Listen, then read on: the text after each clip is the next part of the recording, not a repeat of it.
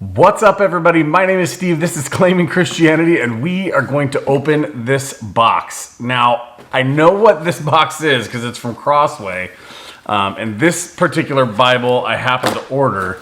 So as I open it up here, I know that I haven't been doing a whole lot of Bible reviews lately. That's because they haven't been coming. Ooh, that's crazy loud. All of a sudden, they all started showing up.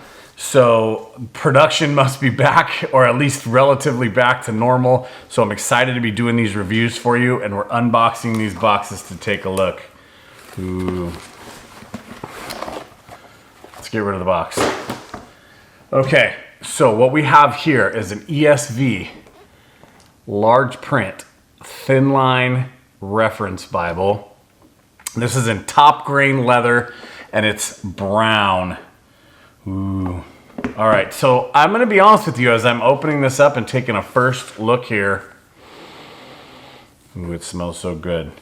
I've been kind of into thin lines lately, and so I'm looking for an NKJV thin line. I'm supposed to be getting one in December, and I might be switching up my daily driver to that.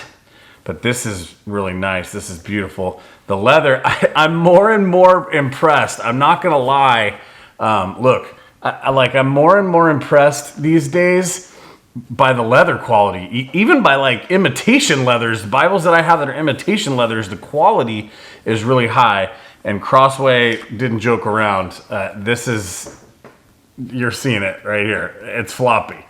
Okay, fantastic. Let's open it up to Genesis. I could read from Genesis. Oh, there will be a full review on this, by the way. This is the Crossway pledge. There will be a full review on this, but this is the dual column.